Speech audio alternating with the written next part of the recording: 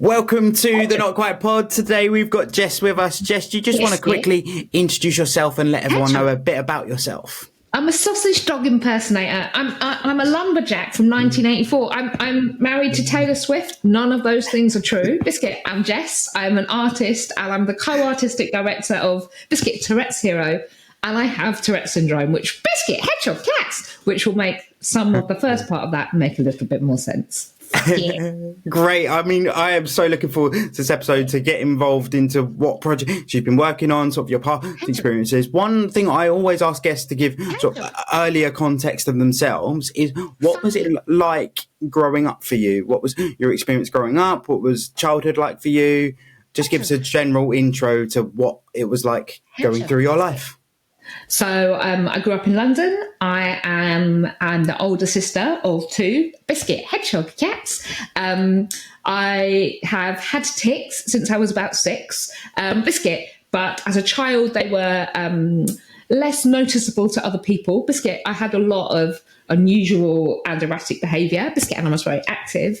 And I think I had other neurodivergent diagnoses. So I was definitely a neurodiverse child and teen. Biscuit, hedgehog, cats. But growing up was generally a positive experience. I had some challenges within the education system, Biscuit, but also lots of successes. And despite not being diagnosed with Tourette's, I think I was fortunate to, certainly in my secondary education, Biscuit, have teachers who were willing to be flexible and understood, I think, that I was neurodiverse without needing to know exactly what was going on. Biscuit, but there were definitely some things that felt challenging, and lots of that was more internally, was like worrying about my behaviour and impulses and the movements and noises I made and the sensations in my body. Biscuit, which I think is something that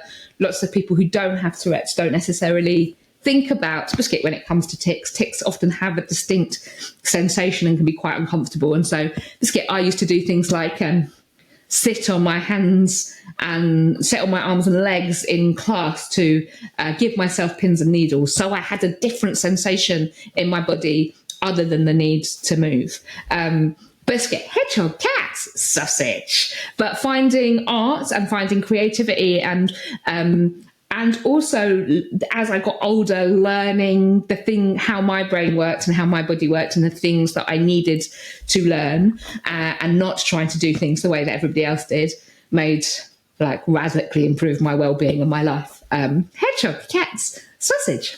But I think that definitely shows, like, what I always say of, like, environment makes the experience so much different. Like, once you've got for me, I always use the context of, like, my friendship group. Once my friendship group completely saw me as equal and was part of that, then my disability wasn't really then an issue, because I didn't have to constantly think about, I've got to hide that it's quite hard for me to hide mine. I'm in a wheelchair, so it sticks out, and also being ginger, I don't hide very well. But once I got in the situation where my friendship group was there and settled, it helped massively. As well as I always say on this podcast, so one thing I would say to my younger self was, don't always go for the popular group. I think there's a common thing of, like, you always want to cram yourself into that popular group section, and it never works out. But then that also then heightens, like you said, of you feel more of a burden and don't sort of accept your disability as much as you necessarily could do. It's a really interesting journey to go through. But I just want to touch on quickly, like you said about the education system. Can you tell us a bit more about your experience of that? Obviously, tics at any time, unless you've seen it before, is quite, like, unusual, and Tourette's is quite unusual, or if you're not used to it. So then I can imagine school was just a bit like, what? Whoa, okay. Yeah, I think, Biscuit, I had lots of unusual behaviours, and I think some of my tics were hidden by the fact that I moved around a lot and was very active. And I think some of that sort of I was quite chaotic, I think, as a child, and I think that meant that some aspects of my tics were not necessarily as visible. Actually, I had a lot of impulsive and also obsessive behaviours that really impacted on, particularly on my written work. And I don't think that was well understood. I would have to, I'd have to start everything from scratch if I made a mistake, and I would get huge quantities of paper and time, and that really, I think, showed up as a disparity between what I was able to do spoken or at home and what I was able to do in an exam, where that just isn't a sort of set of behaviours that is going to work. And I don't think that was identified.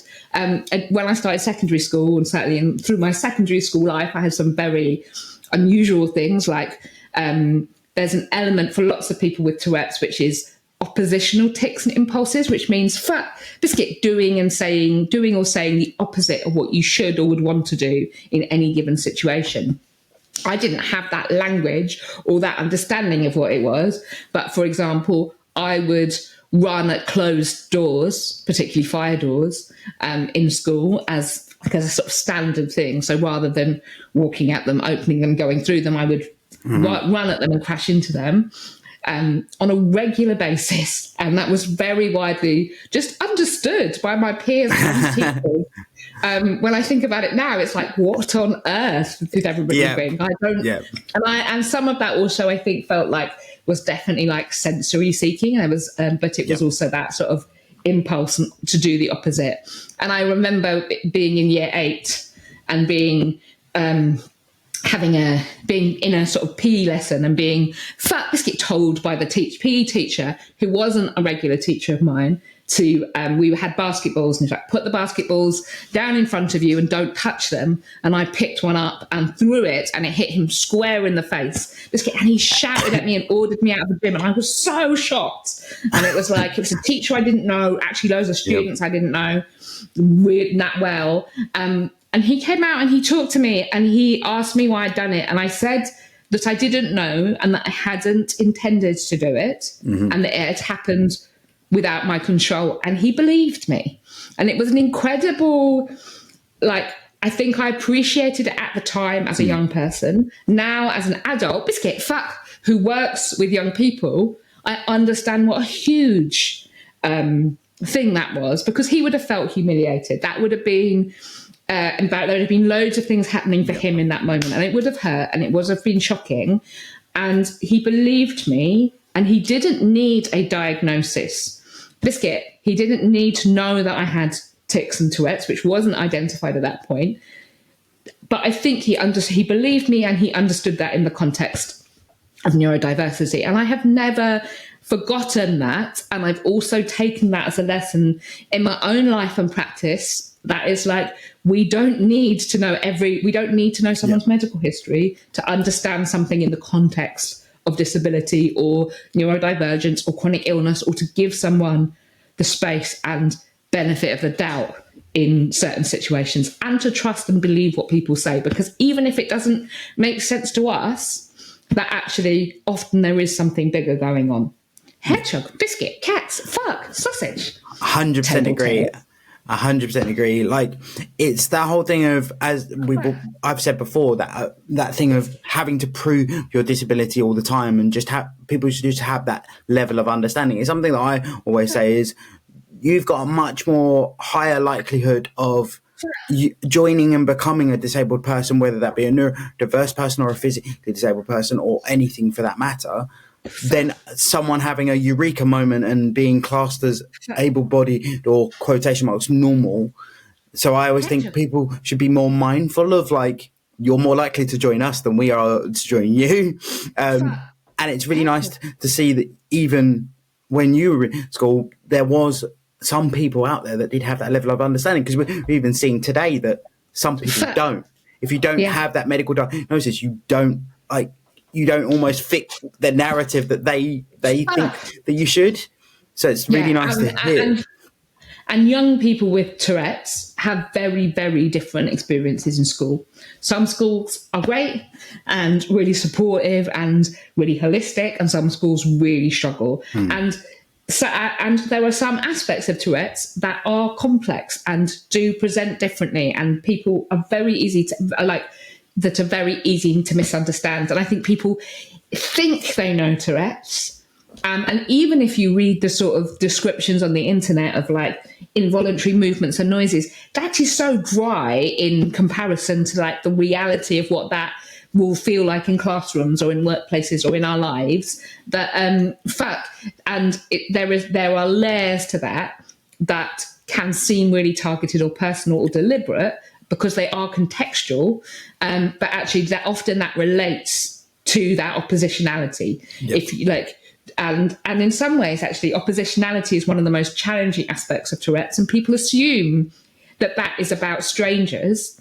I would say that in some ways, actually, for me, oppositionality relating to people I know is much harder emotionally, because if you think about the better you know someone, the more pointed the worst thing to say, the more you know the worst thing to say to them. And it's like, for me, I will often say, tick something really provocative, Biscuit, the moment after an argument has been resolved. And it's like, I'm not consciously thinking about what the worst thing to do or what the opposite thing to do is, but there's a part of my brain, Biscuit, that is always switched onto that.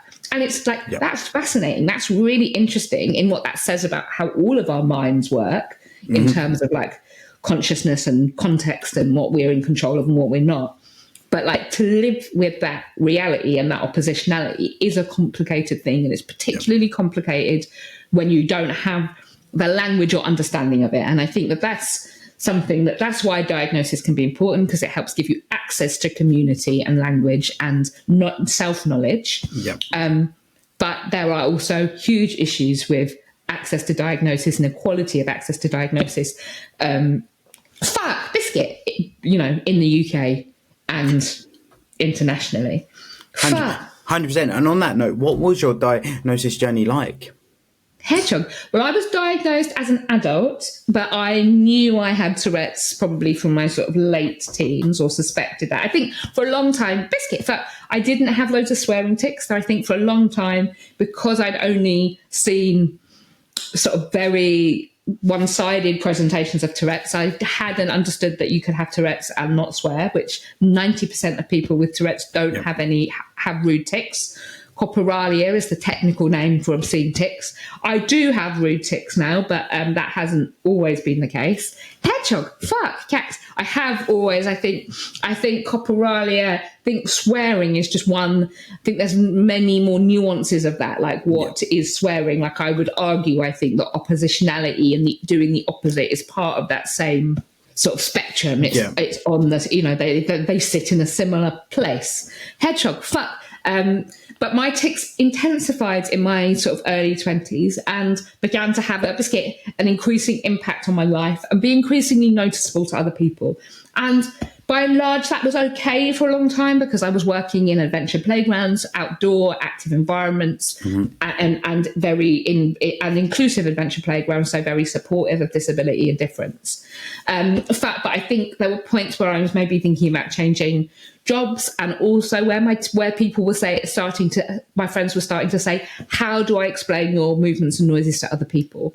And it became increasingly clear, Biscuit, actually, that having a clear explanation and being able to learn about that part of myself and confidently explain it to other people,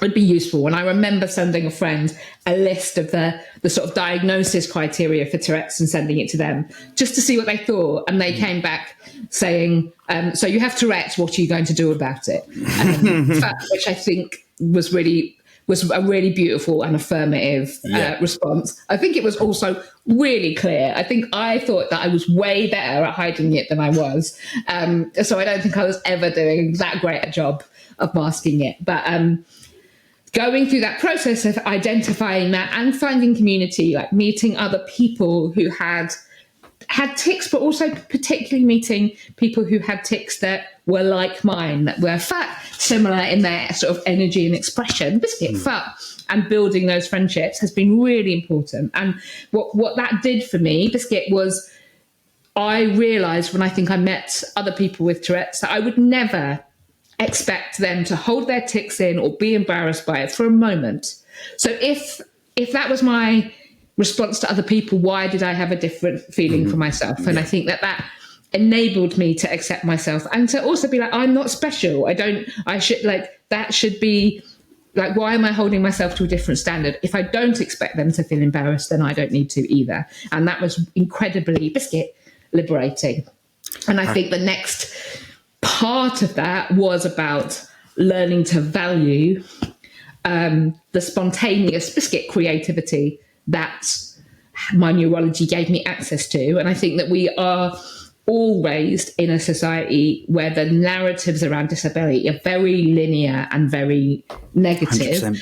And it means that often we are unpicking those narratives and those internalized ableist ideas. It would be amazing if we just didn't have to layer them on top of children, young people and adults' experiences so that less unpicking needed to happen.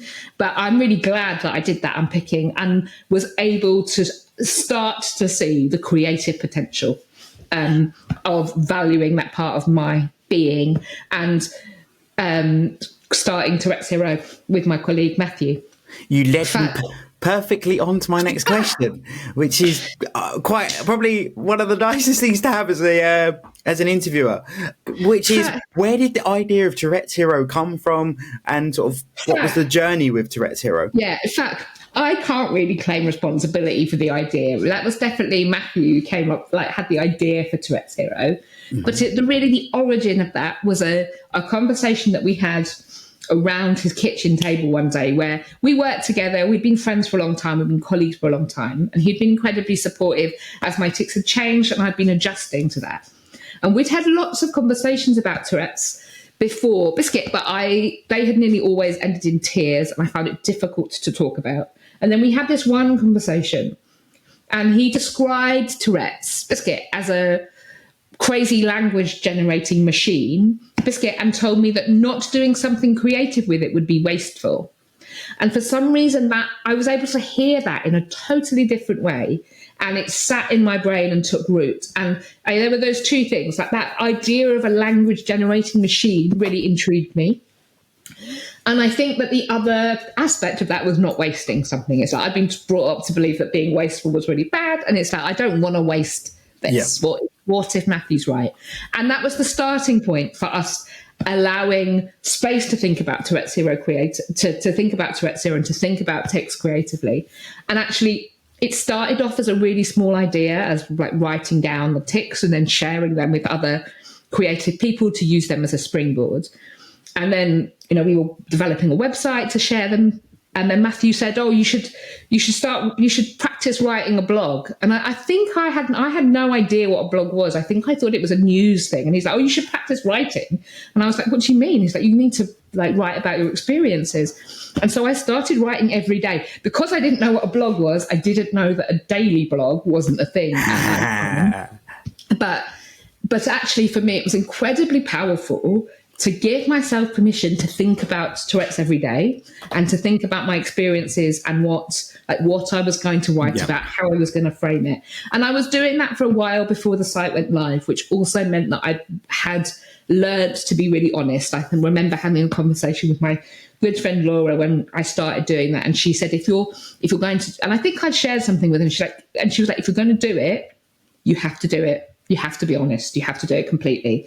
And I think doing it and it not going anywhere for a few little while to start with helped me build that confidence, because I hadn't been confident writing because of loads of things that I'd found really challenging about writing. It had never been something that had felt enjoyable to me, and suddenly it was. And I think really powerfully what happened was that before I was writing every day, before I was Biscuit, giving that space over to allow myself to think about my experiences, I would have been able to tell you about horrible experiences, times things had been really difficult, times I had been filmed or laughed at or discriminated against. They were very present for me, and I could tell you about them. What I learned about my experiences by giving space to it and doing it every day was there was actually, Biscuit, loads of spontaneous support, shared laughter, moments of funny conversations and moments of beauty. And actually that was where there was way more of them than there were of the really challenging bits. And of course, writing about the challenging things was still important. And it meant that in those moments of challenge, I was able to think, I was like, how am I going to write about this? How am I going to frame it? What are the interesting things about this experience that I'm going to take away or share or learn from?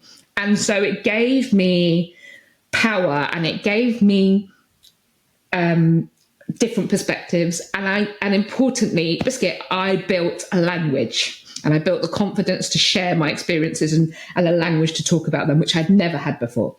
And that has been the one thing that has been the most transformative for me, is having the words and the confidence to explain my experiences to other people confidently and unapologetically. Fuck, on my own terms. Fuck. I love that as well, because I can feel the confidence it's given you, and the pride that you speak about it with, which is really nice to hear. What's been the biggest challenge with Tourette's Hero? Like, what, in terms of like building it and turning it into what it is today, what's been the biggest challenge? Yeah, I think that I think there have been lots of challenges. Lots of stuff has happened really naturally and organically, and it's evolved. And I think one of the things that right from the beginning has been really exciting is like nurturing unexpected outcomes. Lots of things that have happened for Tourette's Hero, lots of the most exciting things were totally unplanned and like evolved by that, just taking opportunities when they came. Sometimes that was really daunting. So when we first started it, Matthew, like, certainly for the first 5 or 6 years, Matthew and I were working full time in playgrounds, and increasingly I started dropping like a day a year for a few years. And then my boss was like, really 3 days a week is probably we're not probably going to be able to do that again. And it got to a point where we had created a stage show, a Backstage in Biscuitland, which was our first piece of theatre, Biscuit, and took it to the Edinburgh, where it had done really well. And we had got the opportunity to tour nationally and internationally. Accidentally booked a sort of 9-week in UK and international tour, and was like, this, our leave is not going to cover this. And it was having to make that shift to working for Tourette's Hero full time, and that being our job. And I think but we both needed to make that decision at the same time for that to work. And I think that I found that particularly challenging because it felt important to me up until that point, Biscuit, to have a role and to have a job that was separate to my impairments and separate to Tourette's. And I think initially I was like, oh, I don't know how I feel about this. Actually, when I interrogated that, my concerns around that were much more about other people's perceptions of that and challenging preconceptions than it was really about what was in my best interests and what I actually wanted to be doing. But it was interesting how having a job and being productive and useful and in a sort of really capitalist and normative sense had become important to me. That was challenged again a few years later when my impairments changed, and when I had increasing pain and decreasing energy, and so much of Tourette's Hero had been built on doing loads and keeping going and getting tired but recovering. Having to not working for me anymore felt really, really hard for a little bit, until we found new ways of accepting and adjusting and making time and energy work for us. And I think, again, Matthew's really good at saying really powerful things at the moments when I need them. And at that point, I had been really worrying at the point when my energy decreased and I was in a lot more pain and needing to rest more. I was really worrying about pulling my weight and my colleagues having to do more and not doing as much as other people. Biscuit. And he said, well, we can take a socialist approach to energy. We can all put in the energy that we have, Biscuit, and make stuff happen with that. And then if everybody's tired at the end of the day, then that's fair.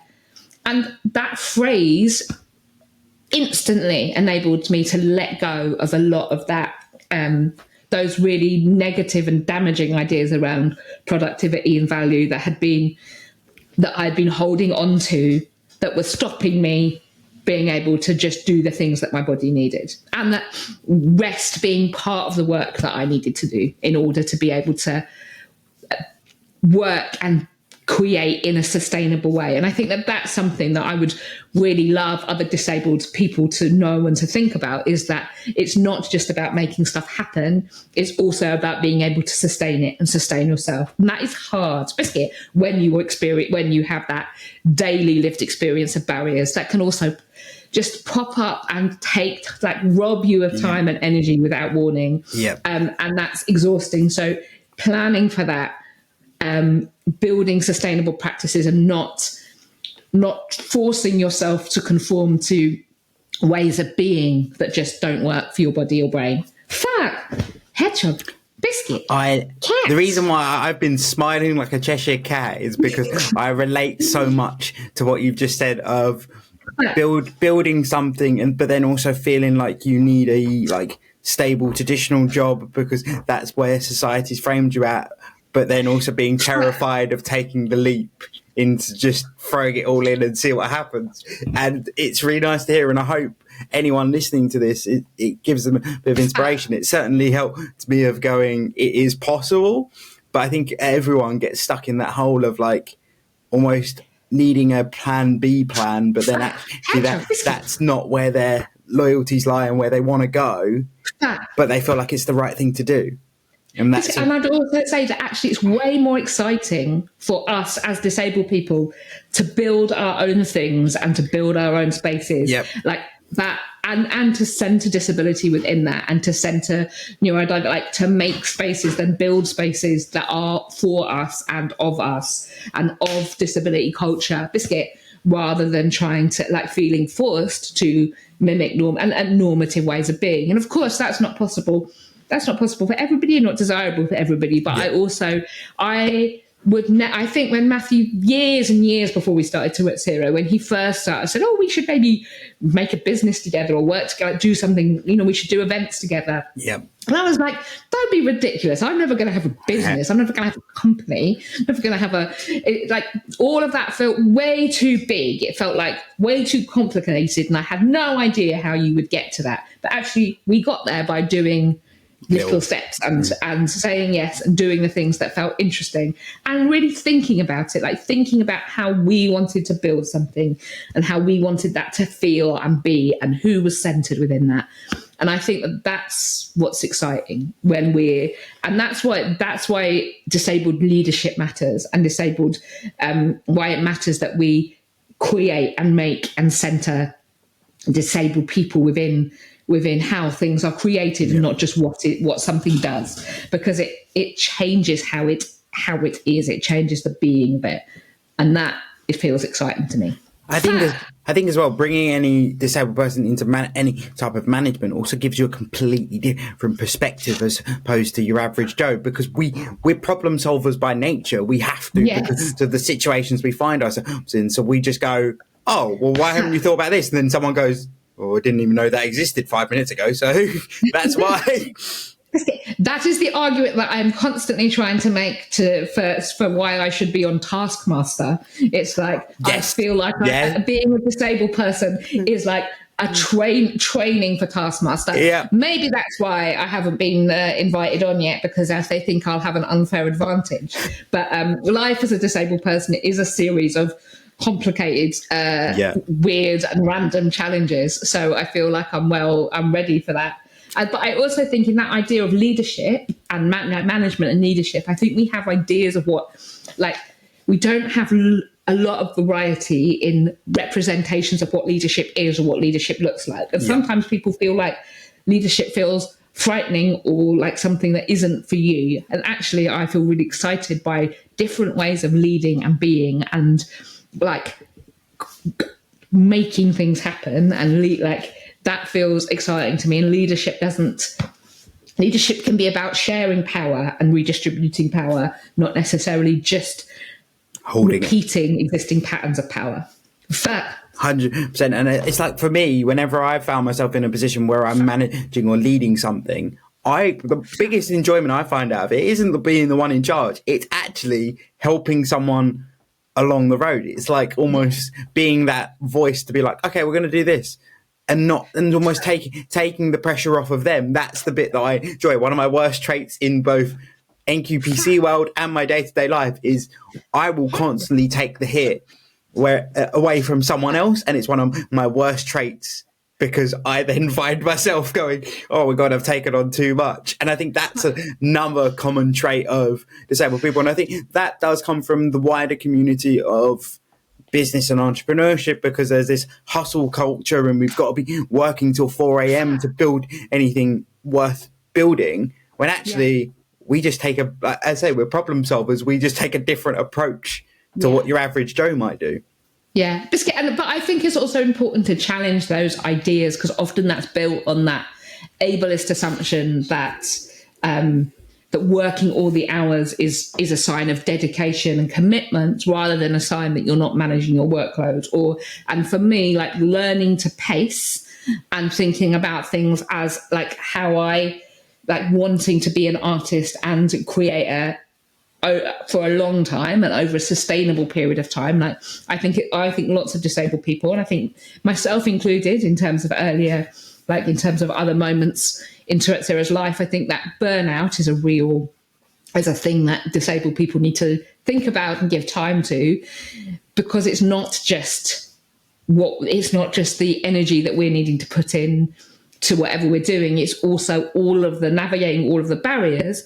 And one of the things that I've really been thinking about a lot recently is how much we have to invent ways of doing it, because the existing ways of doing it aren't accessible. So it's like, not only are you having to do the work, you're having to invent the process by which you do it as well. Yeah.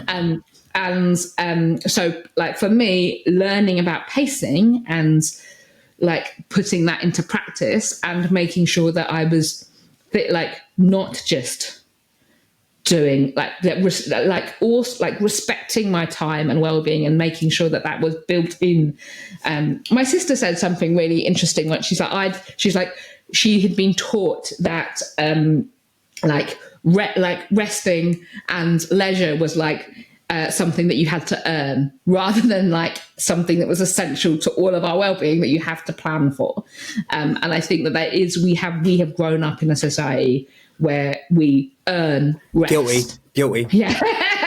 And that's an unhealthy set of practices, but it's often invisible because it's so normalized. It can be hard to see those things, but some of that is about like wanting to make sure that disabled people can continue to fulfill their potential and do the things that they want without causing themselves damage, because they're trying to do that in normative ways. I think as well, it comes from that hustle culture of like almost disabled people having like a chip on their shoulder of like, we've got to prove ourselves so much more than what your average Joe might, because we don't get given the opportunities because of the stereotypes that are around. And I think that plays into it, because we're like, oh, it's like with me.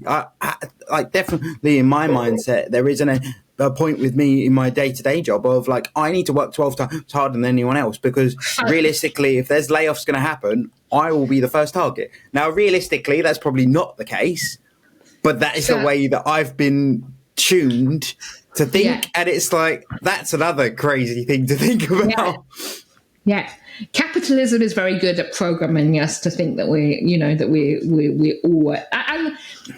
we always have to be doing things, and also I think that there is. I definitely feel a sense of urgency in the work that I make, and that urgency does come from being a disabled person, and comes particularly from being a disabled person who is reliant on particular types of support. So I require 24-hour care. I have support from Access to Work. I have support from social care and NHS continuing care, and that makes all of my life, everything that I do, everything that I'm able to do in work and personally, is built on that support.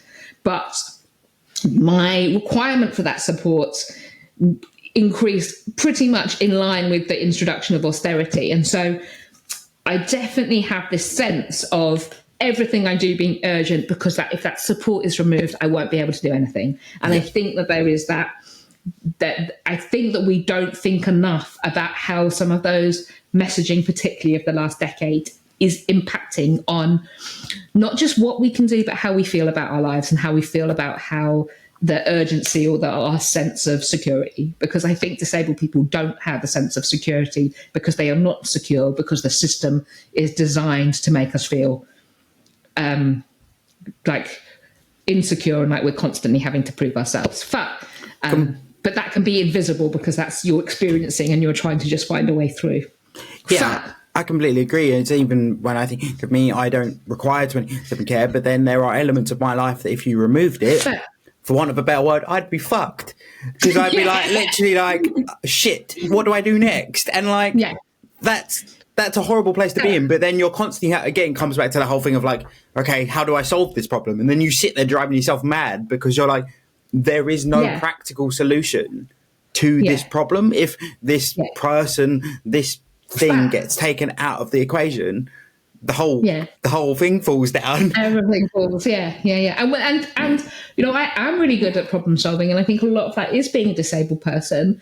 But also, we shouldn't have to be, but that is a necessity because of the way that the world is shaped.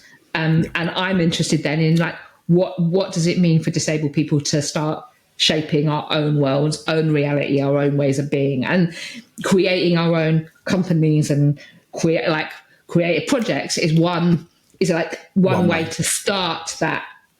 Like the power of imagining new ways of being. And I think that was one of the things for Biscuit. When I first started having opportunities to travel internationally, one of the things that I became very aware of was the politics and expectations of where you live as a disabled person can very easily shape your expectations.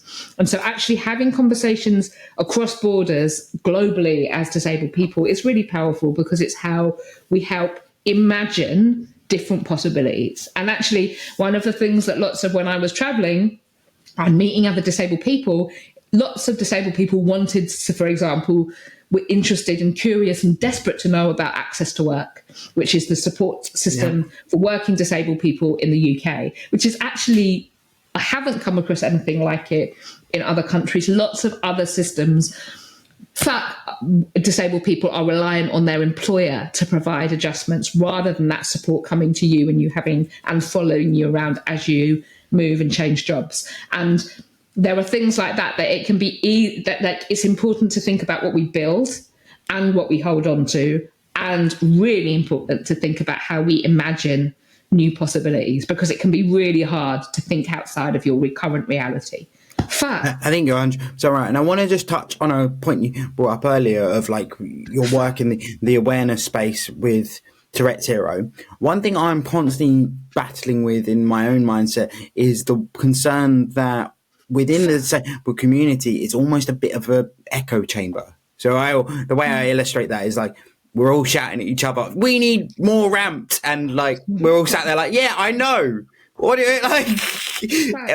And that's my concern is like, how do we really bring the wider community into the conversation without, obviously, this is a big part of why I started the idea of not quite podcast and not quite politically correct, is it's all around trying to make that sort of a fun and friendly way of like, you're not going to be attacked if you get something wrong. But then it's also a way of bringing the community in and saying, look, if this isn't a scary topic, we can talk about it. Yeah, and I think that is really, that's where I think humour and creativity are really powerful tools, because they are like, for me, it was like people were already laughing at Tourette's, but there was this amazing opportunity to reclaim that laughter and to shape that laughter and to choose what we do with it, and also to be laughing at the right things. Shared laughter is incredibly powerful, but people are often frightened of using it because they're worried about minimizing something or mocking something or being misunderstood.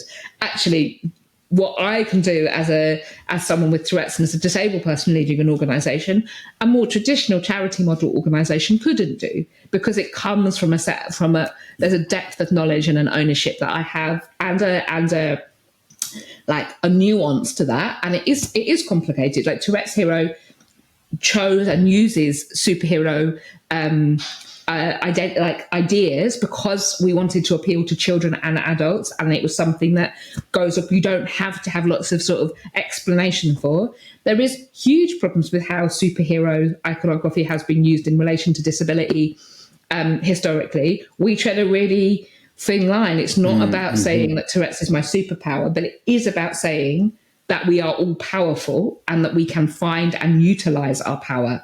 And that is something that is a very different message than saying this impairment is your superpower, because that's not straightforwardly.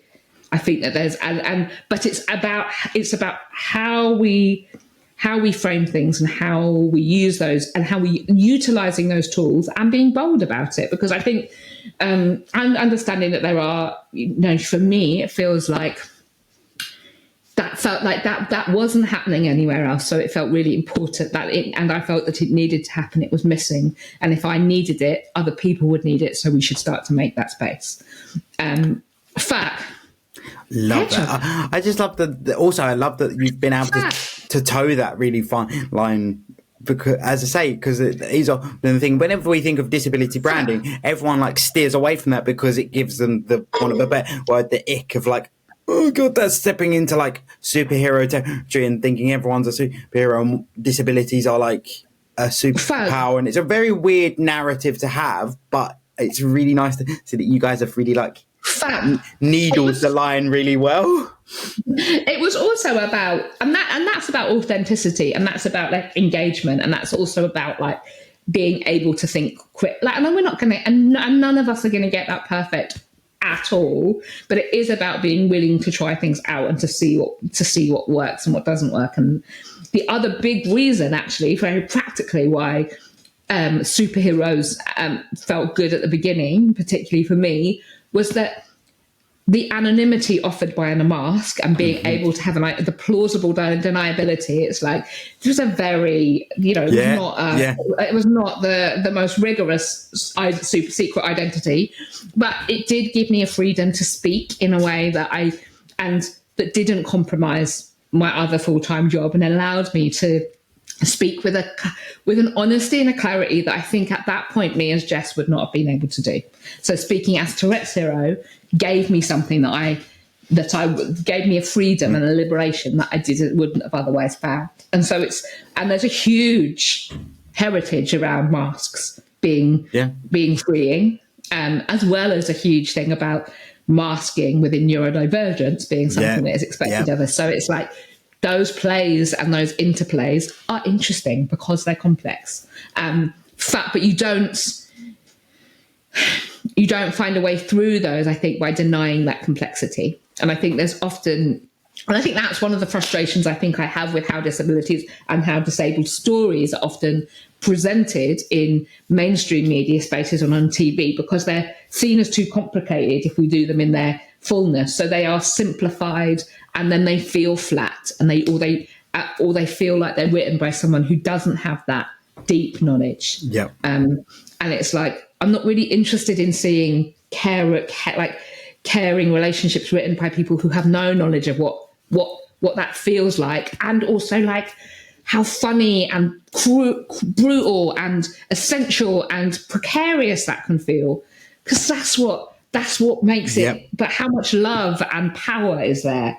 And I think that lots of people are frightened. They are frightened of being disabled people, and they are frightened of needing support or care. And those are not the things to be frightened of.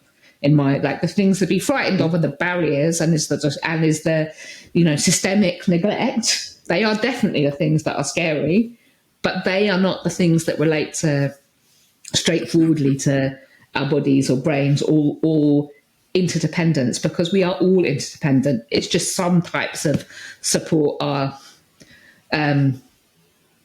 celebrated and aspirational, and some types of support are terrifying and undignified, perceived in that way. And they're all lines that are meaningless. It's really interesting. Unless you're Bear Grylls, you're not really living independently. Love that. But it's really interesting how many of us have that like mentality of like not wanting to accept support because it's seen as like weird or strange or like scary. It's really interesting how many of us have that.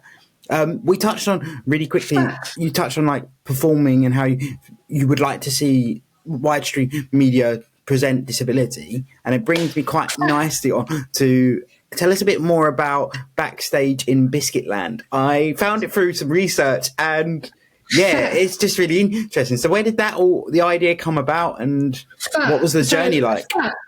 There are lots of different versions of Biscuitland. So Backstage in Biscuitland was our first stage show. There is also Biscuitland, the TV pilot. And more recently, in the last year, we've made Burnout in Biscuitland. And I suppose Biscuitland, and my book is called Welcome to Biscuitland. So Biscuitland, Biscuit as one of my most regular tics. It's been with me for over 15 years or something now. Tics do change and evolve, but Biscuit has stayed. I've often said it will go at some point and we'll have a branding issue, but it hasn't gone yet. Biscuit. But Biscuitland is the surreal world my tics create around me. And it's a sort of part real place and part imaginary place. And it's definitely not a world I inhabit alone. And it's a world that moves with me. But it also means that there are lots of different versions of Biscuitland. So in Backstage of Biscuitland, that was making a theatre show, a stage show, our first stage show about my experiences with Tourette's, but also my experiences of live performance, and particularly some difficult experiences being in the audience. And I really only became a performer, Biscuit, because I couldn't be safe in an audience.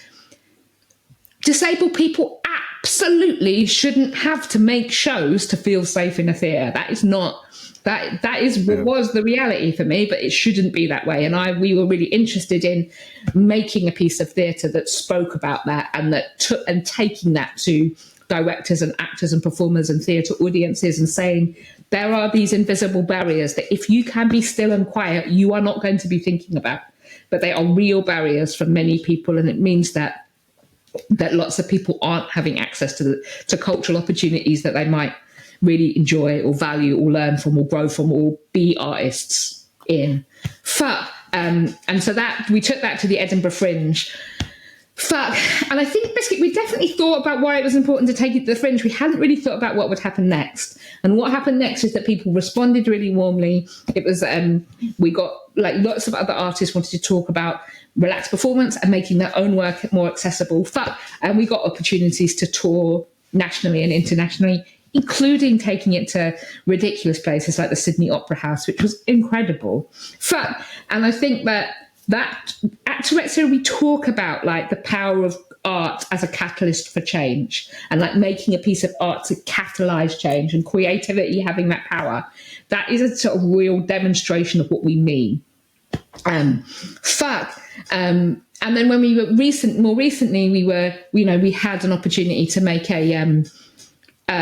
a pilot for Channel 4, and we centred that around Biscuitland as a sort of real and imaginary place, and particularly around putting social care and relationships between people receiving and giving care at the centre of that, because that is at the centre of my life and world, and it's what makes it possible. And I suddenly realised, Biscuit, that I couldn't think of any time that I had seen an authentic representation of disabled people were either presented as totally independent and not needing care, Biscuit, or support, or 100% dependent and were passive objects within someone else's story. I had never seen that complex relationship between and the colliding together of different types of people in that way, and the love that is there, that is not a romantic love, but is this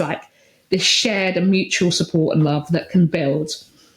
I hadn't ever seen that, and I wanted that to be visible because especially at a time when politically social care is only talked about as a sector in crisis. It's not talked about in terms of what it makes, what the potential it has, the possibility it offers. And it's the NHS will save your life, but it's social care that will give you a life that you want to live.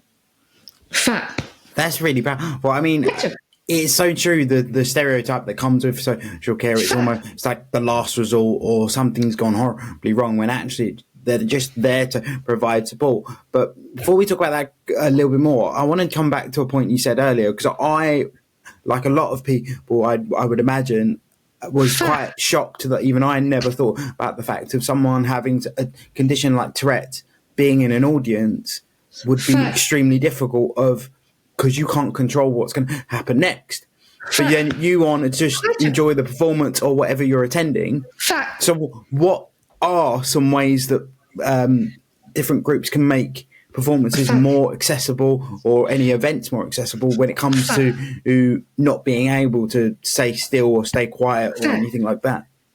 So we're a big advocate and champion of relaxed performances, and that's a way of identifying performances that put certain access provisions in place that particularly are useful for disabled and neurodivergent people with a range of conditions. And that we at Tourettes Hero, we say there are like 7 things. It's like a shared understanding about what relaxed performance is. Staff who are trained and able to take an inclusive approach from start to finish. Pre-show information that gives you information using words and pictures about what to expect, and information about the sensory landscape. A chill out space that you can go to in and out, and the ability, freedom to move in and out of the performance space. An announcement at the start, which people often forget, that explains it's a relaxed performance and gives everybody permission to respond naturally.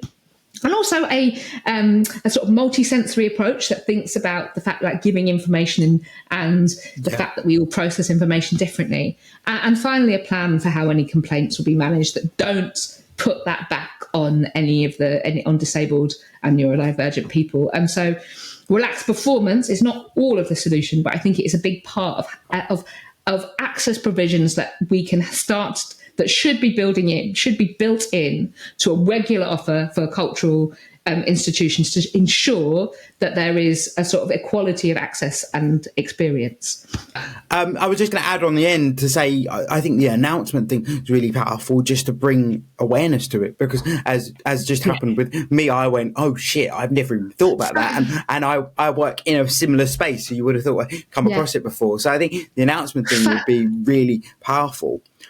Just as a closing tradition for the podcast, I ask every guest the same question, which is, what's one piece of politically correctness that you really strongly agree with or disagree with? I think what this made me think of, Biscuit, was that I really hate it when access provisions are willfully misunderstood and misrepresented. And so there was an experience, so often with relaxed performances, there will be a visual story that explains what to expect. And particularly it is done in easy read, that uses word and pictures and breaks things down into chunks of information, particularly useful for neurodivergent people and learning disabled people, but widely used by lots of different people.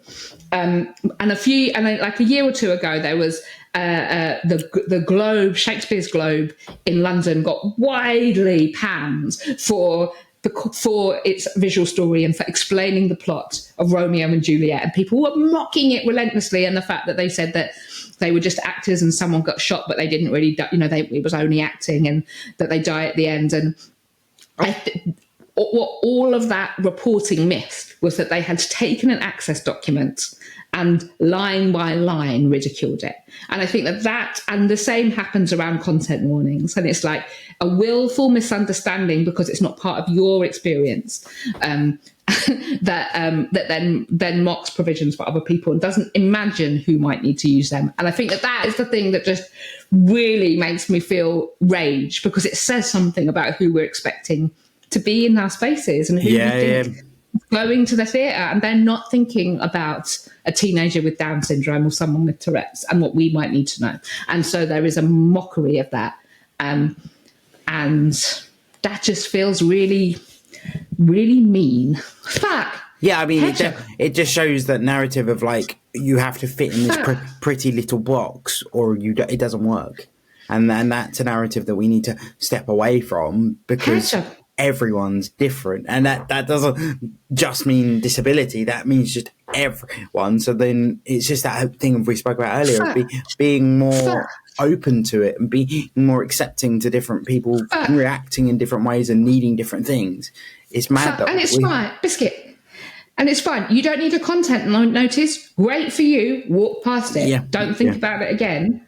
But why make fun of it for someone who that is going to be the difference between being able to be there and not? And that particularly confuses me when it comes from people who love theatre or performance. And it's like, if this is something you love, Why would you not want to make sure that more people had access to that thing that you love? But yeah, so that definitely is my personal pet peeve. One of many. 100% completely agree. Just to close off as well, where can people find you if they want to follow you, get in touch with you, get in touch with Tourette's Hero?